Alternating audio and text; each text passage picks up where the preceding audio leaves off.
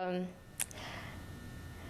okay, the reason why I started using skeletons is the same reason why skeletons are used in like the popular imagery in Mexico.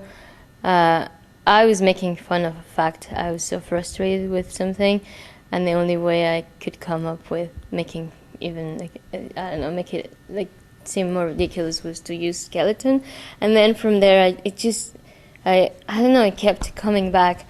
I didn't ever wanted to consider myself a person who does skeletons in her art, but I don't know, once I did it the first time, I just couldn't get away. So I guess there are two basic elements why I use skeletons. One, it's like the ridiculous, like to make fun or to criticize something that I am against. The other reason is because skeletons represent, it's like the basic representation of a human being without all the assumptions that you make with skin color or gender or nationality. So that's only the other reason why I use it. So one is the political, and the other one is like the I don't know, like the funny, the how would you describe funny, not funny, like the critical, not, I can't think. Sarcastic, yes, thank you. So, yeah, so that's why. And then I feel like the other reason why I can't get away from it is because it's so interweaved in my culture. Like, one reason why, and this is, I feel really strongly about this, and the more I get the older I get, the more I understand or I'm aware of this. The reason why I started doing printmaking, and I have repeated this story over and over, it's because I was drawn to these prints, and mostly these political posters on the streets of Mexico, and printmaking and poster making and union post. It's all together. There's a really old tradition of political posters being made in printmaking shops. So printmaking shops and like the Taller de Gráfica Popular, it's really famous for doing a lot of posters for unions, and these posters would just show up one morning in all Mexico City, and I know the workers who felt reflected on these themes would just take them from the streets and then bring them to their houses. As I was growing up, they were not the same. Like this is like from the turn of the century, last century, to maybe the 70s that they were active. The posters that I was exposed to, there were like, some of them were political, some of them were just like for wrestling. I still like them, and there's something about these I don't know, very bold black and white with a rainbow color in the back that I really enjoyed. And I didn't know the technique or anything. I was just drawn to it. And then when I went to art school, I stumbled into printmaking, and still didn't know that I was able to do it until one day I for some reason tried, and I just couldn't leave it. That's all I do now. I can do some paintings, but so going back to printmaking and Day of the Dead, most of the images from Day of the Dead are borrowed from Jose Guadalupe Posada.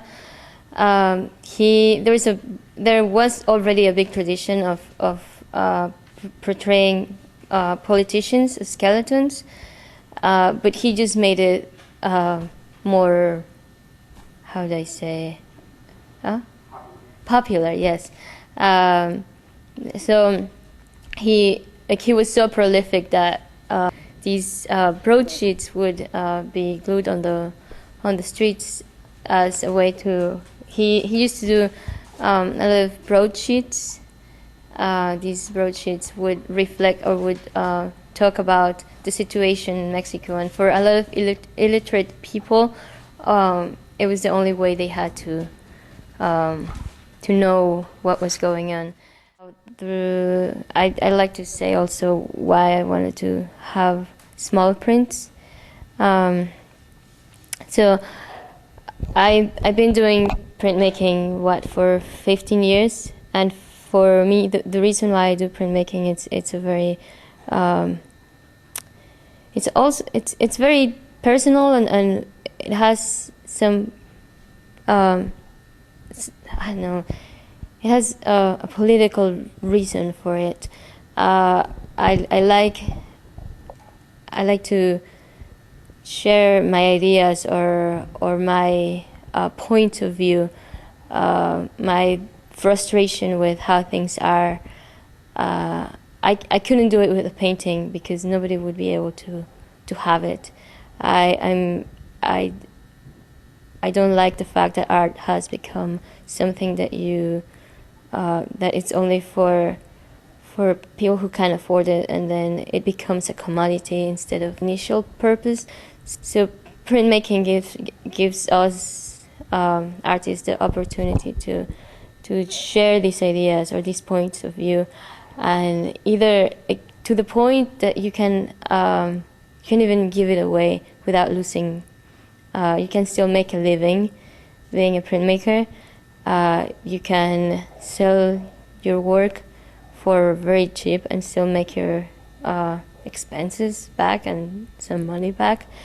And the fact that you make so much of it, it means that a lot of people would be able to share this common piece. Or so by doing a small print, it's you're able to use.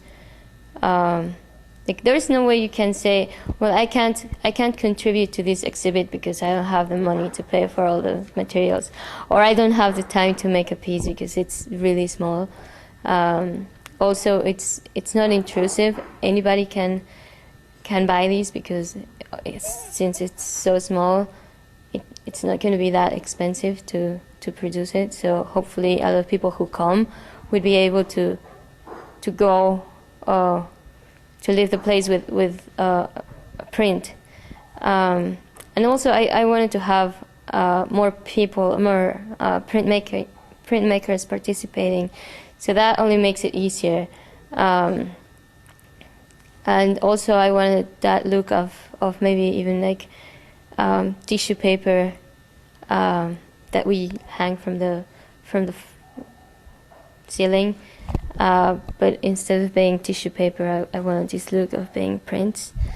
So that just like brings everything together. Like the space is a printmaking shop. I wanted a printmaking exhibit that talked about something that's very important in my culture, and hopefully by meeting or by being in contact with all these printmakers, we can like set up some ground for a future public printmaking shop. That is my like hidden expectation or agenda in this. So